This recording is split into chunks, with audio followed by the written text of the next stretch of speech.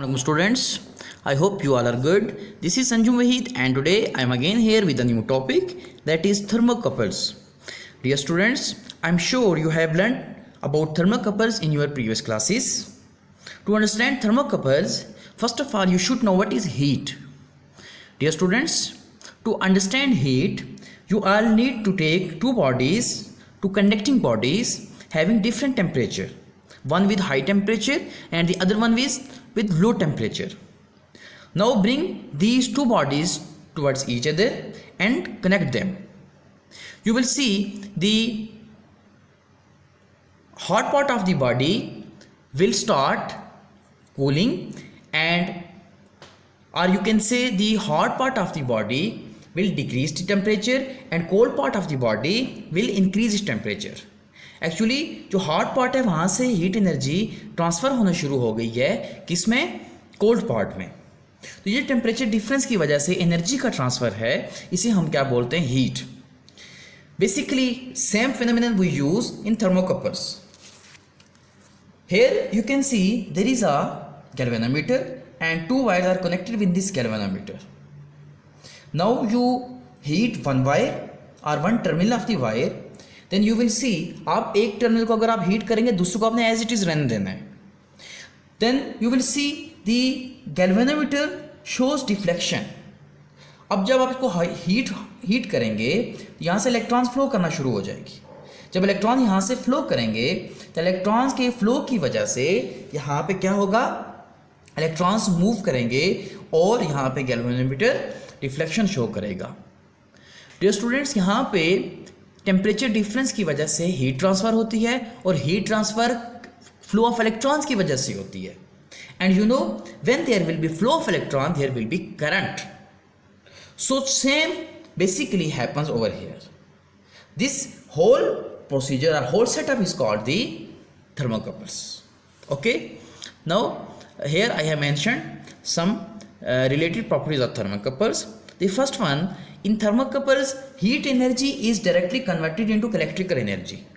आपने law of conservation of energy पढ़ा है और थर्मोकपल्स में हम क्या पढ़ते हैं, क्या करते हैं कि हीट एनर्जी किस में कन्वर्ट होती है, इलेक्ट्रिकल एनर्जी में, due to difference of temperature. The second one is heat energy due to difference of heat energy और due to transfer of heat energy at reasonable temperature. We use thermocouple as temperature sensor. उसको temperature sensor के इसलिए use करते हैं क्योंकि एक reasonable temperature difference पे ये क्या करता है, ये वर्क करता है. और इसके अलावा ये बहुत सिंपल सा सर्किट होता है और चीप भी है. Okay, the next is Seebeck effect.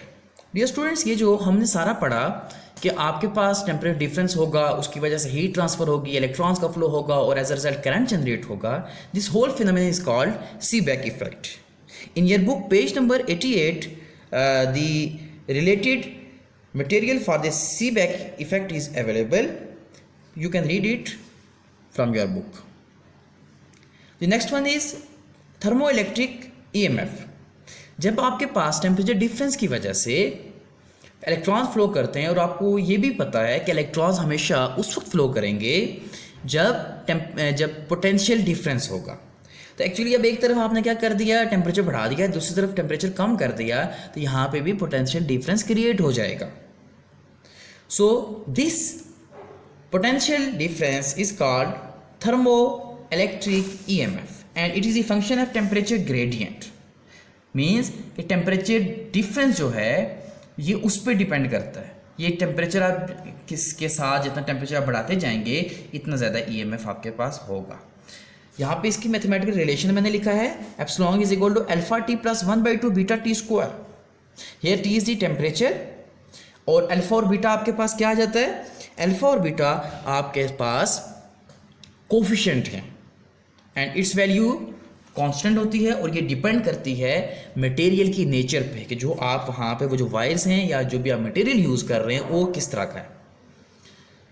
Dear students, यहाँ पे एक बात याद रखिएगा कि ये जो टेम्परेचर है ये hot part of the body का टेम्परेचर है, कि वो टेम्परेचर कितना है. ठीक हो गया. Now variation of thermo electric EMF with temperature. हम यहाँ पे हम ये देखते हैं कि ये इसकी वेरिएशन कैसे होती है। इसको अंडरस्टैंड करने के लिए यहाँ पे हमने दो वायर्स ले ली डिफरेंट मटेरियल की। एक ही कॉपर वायर ले ली यहाँ से यहाँ तक, ये सारी सारी कौन सी वायर है, कॉपर वायर, और ये आपने क्या ले ली, आयरन वायर, ठीक है, और इसको गैल्वेनोमीटर से कनेक्ट कर दिया। यहाँ पे ये जो जंक्शन पार्ट है जहाँ पे आयरन और कॉपर वायर आपस में मीट करती हैं, ये जो जंक्शन है ये दिस इज सेकंड जंक्शन। इस जंक्शन को हमने हीट कर दिया है, ये मैंने यहाँ पे बनाया, ये क्या कर रहा है, ये इसको गर्म, इस पार्ट को हम क्या करते हैं, हीट कर देते हैं, और इस पार्ट को मैंने ए से रिप्रेजेंट किया है। यहाँ पे हमने आइस रख दी है and we have place this junction at temperature 0 Celsius. Dear students, here you can see we have made these two terminals at different temperature. अब आपके पास क्या होगा, definitely from this part there will be the motion of electrons and as a result there will be flow of current and this galvanometer will shows the deflection. ठीक है, तो आप इस सेटअप पे ये देखेंगे कि आपके पास करंट का फ्लो स्टार्ट हो जाएगा, ठीक है। Now thermocouples thermo electric EMF versus temperature, this is very very important कि टेम्परेचर के लिहाज से उस पर क्या फ़र्क पड़ता है, हम उसका ग्राफिकल रिप्रेजेंटेशन देख लेते हैं। डियर स्टूडेंट्स, यहाँ पे मैंने एक ग्राफ प्लॉट किया है, मैंने आपके सामने, लेट्स सपोज हम इसी की बात करते हैं, हम इस टर्मिनल को 32 जो आई इसको 32 सेल्सियस पे रख देते हैं। सॉरी, यहाँ पे जो मैंने लिया है स्केल लिया है, ये जो ये फ़ारेनहाइट में लिया है, तो ये जो आपके पास कोल्ड टर्मिनल है उसे 32 का मतलब ये है कि वो 0 सेल्सियस पे है, क्योंकि आइस में है, तो आइस तो उसका टेम्परेचर, आइस वाटर जो है वो 0 सेल्सियस पे आइस में कन्वर्ट होता है। सो दिस इज 0 सेल्सियस और 32 फ़ारेनहाइट। अब आपने टेम्परेचर इंक्रीज करेंगे तो एक वक्त ऐसा आएगा कि ईएमएफ की वैल्यू मैक्सिमम हो जाएगी। क्या हो जाएगी, मैक्सिमम। मीन्स यहाँ पे इन दो के दरमियान जितना ज़्यादा टेम्परेचर डिफरेंस होगा इतना क्या होगा, आपके पास ईएमएफ आएगी। लेकिन बेटा याद रखिएगा एक बात, जो आप इसको तो आपने 0 पे रख दिया, 0 सेल्सियस पे या 32 फ़ारेनहाइट पे, इसका टेम्परेचर आप इंक्रीज करते जा रहे हैं तो ईएमएफ क्या होती जा रही है, इंक्रीज होती जा रही है। लेकिन एक वक्त ऐसा आएगा कि जब ईएमएफ की वैल्यू मैक्सिमम हो जाएगी, ठीक है, और अगर आप मज़ीद टेम्परेचर बढ़ाते हैं तो जो ईएमएफ है उसकी वैल्यू कम होना शुरू हो जाएगी, ठीक है। अब ये देखें 32 से कितने पहुंचा, 518 यहाँ तक पहुंचा, इस टेम्परेचर तक। अब आप टेम्परेचर अगर मज़ीद इंक्रीज़ करेंगे तो ईएमएफ वैल्यू कम हो जाएगी। अब ये कम इसलिए होती है क्योंकि ये मटेरियल पे डिपेंड करती है, कौन सा मटेरियल कितना अच्छा कंडक्टर है, तो ये किस पे डिपेंड करती है, मटेरियल पे, ठीक हो गया। अब आप यूँ करते हैं कि मज़ीद जब टेम्परेचर आप इंक्रीज़ करेंगे तो आपके पास क्या आएगा, 1004, इतने टेम्परेचर 1004 फ़ारेनहाइट में मैं इसको ले गया। तो बेटा यहाँ पे जो मैक्सिमम टेम्परेचर होगा उसे बोलते हैं हम न्यूट्रल टेम्परेचर। और आप मज़ीद टेम्परेचर बढ़ाते जाएंगे, ईएमएफ कम होती जाएगी, एक वक्त ऐसा आएगा कि ईएमएफ जो है वो 0 हो जाएगी। तो स्टूडेंट्स, यहाँ पे वो टेम्परेचर जिस पे ईएमएफ 0 हो जाए उसे हम बोलते हैं इनवेरिएंट टेम्परेचर। क्या बोलते हैं, invariant temperature. So this is the whole story for today's topic. In case of any confusion, please feel free to ask me any question. We'll see you again with the next topic. Till then, goodbye.